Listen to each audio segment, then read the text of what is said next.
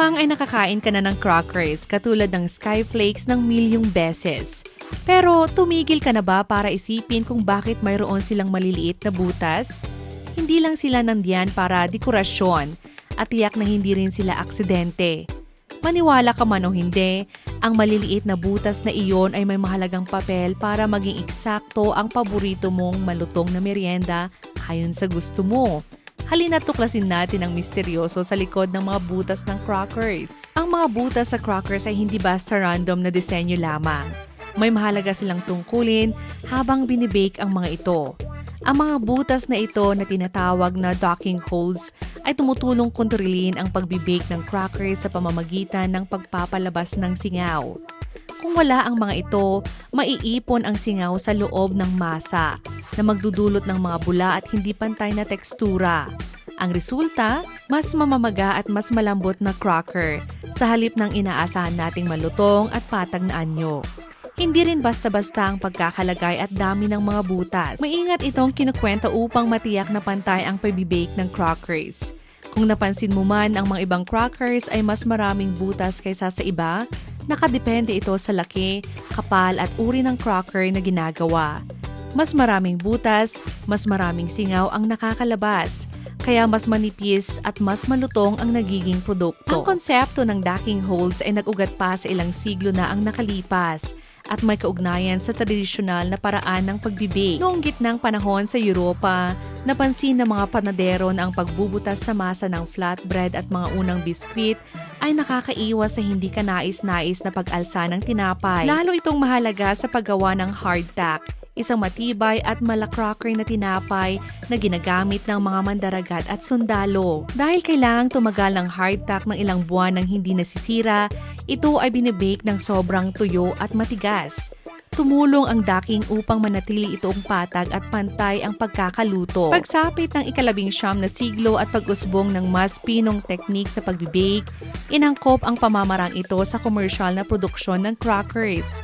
Ang mga unang panaderong industrial ay nagsimulang gumamit ng mga espesyal na kasangkapan, gaya ng docking wheels, upang makagawa ng pare-parehong mga butas sa bawat batch. Dahil sa inobasyong ito, naging posible ang maramihang production habang napapanatili ang pare-parehong tekstura at itsura.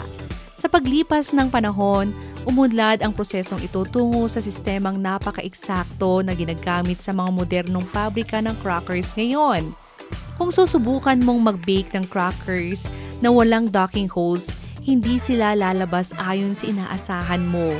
Kung walang daanan palabas ang nakakulong na singaw, aangat at bubula ang masa, nabubuo ng mga bulsa ng hangin. Magriresulta ito sa hindi pantay na tekstura at maaari pang magdulot ng pagkabaluktot o pagkabasag ng ilang crackers sa hindi inaasahang paraan. Isipin mo na lang ang pizza crust. Kapag hindi ito tinusok ng tinidor bago i-bake, maaari itong mamaga sa ilang bahagi. Ganito rin ang nangyayari sa crackers. Ngunit dahil inaasahan nating sila ay patag at malutong, napakahalaga ng mga butas para hindi sila lumobo na parang maliliit na lobo. Hindi pare-pareho ang pattern ng mga butas ng lahat ng crackers at may dahilan iyon. Iba't ibang uri ng crackers ang nangangailangan ng iba't ibang antas ng pagpapalabas ng singaw. Halimbawa, ang mga saltine crackers katulad ng Skyflakes.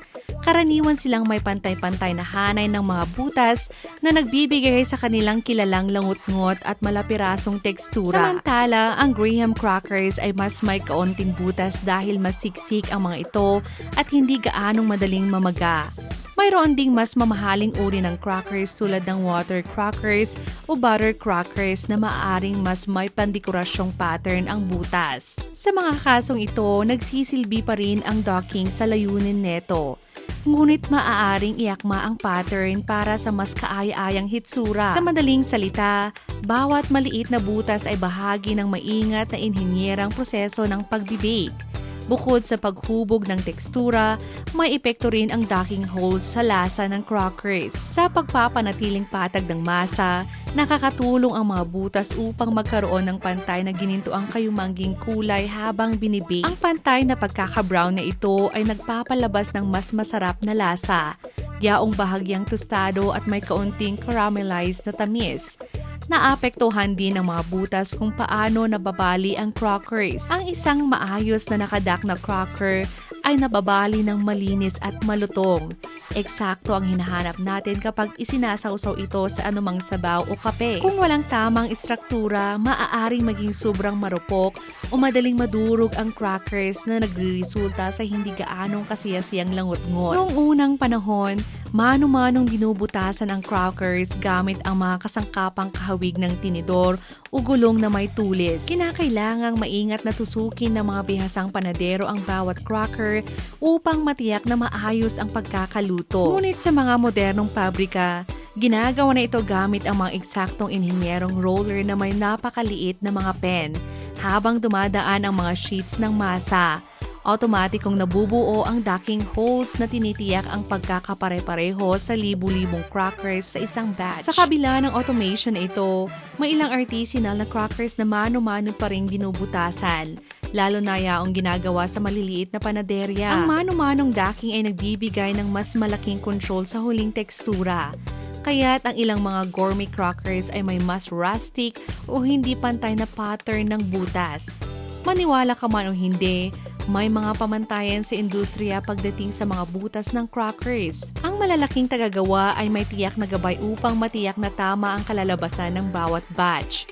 Mga salik tulad ng laki ng butas, agwat at lalim na sinusuri upang mapanatili ang consistency. Bagamat walang iisang universal na patakaran kung ilang butas ang dapat mayroon ang crackers. Maingat na dinedesenyo ng mga food scientists at panadero ang mga pattern na ito upang ma-optimize ang proseso ng pagbibig. Halimbawa, may ilang brand na nag-eksperimento pa ng iba't ibang docking techniques upang makalikha ng crackers na may mas pinong langot-ngot o kakaibang pakiramdam sa bibig. Kaya sa susunod na kumagat ka ng cracker, tinatamasa mo pala ang bunga ng maingat na pagpaplano at maraming taong agham sa pagbibig. Ang mga butas sa crackers ay hindi lang para sa paglabas ng singaw. Tinutulungan din nilang mapanatili ang hugis ng crackers habang iniimpake at ibinibiyahe. Ang ilang matatamis na crackers gaya ng graham crackers ay may mas kaunting butas dahil ang caramelization ng asukal ay nagpapababa ng tsansang mamaga ang masa. Kadalasang may papantayan din ang bilang ng butas sa salted crackers. Karamihan ay may 13 o 16 na butas, depende sa brand. Kung walang docking, maraming klasikong crackers ang mawawala ng kanilang kilalang malutong na tekstura at tiyak na magiging hindi ganoon kasarap ang oras ng merienda. Sa susunod na kukuha ka ng cracker, maglaan ka ng sandali upang pahalagahan ang husay na nasa likod ng maliliit na butas na iyon. Maaaring tila maliit at walang halaga, ngunit sila ay napakahalagang elemento upang matiyak na ang iyong merienda ay malutong, pantay ang luto, at puno ng lasa. Mula sa sinaunang mandaragat na ngumunguya ng hardtack hanggang sa mga modernong meriendero na nag-i-enjoy ng keso at crackers, ang docking holes ay may nakatago ngunit mahalagang papel na kasaysayan ng pagkain. Kaya kung tinatamasa mo man ang isang butter cracker na may palaman o isang simpleng saltine, mas malalim na ngayon ang iyong pagkaunawa kung bakit ganito ang itsura at lasa ng mga ito. Isa itong maliit na detalye na may malaking epekto. Patunay na kahit ang pinakasimpleng pagkain ay may kamangha-manghang mga lihim sa likod neto. Ngayon, namnamin mo ang bawat langot-ngot ng may bagong pagpapahalaga. Salamat sa panonood at diyan na nagtatapos ang ating kwento. Kung may natutunan ka, huwag kalimutang i-like ang video, mag-subscribe sa Kaalaman Nexus PH at i-share ito sa mga mahilig sa kaalaman. May tanong o topic suggestion? Comment lang. Hanggang sa susunod na dagdag kaalaman.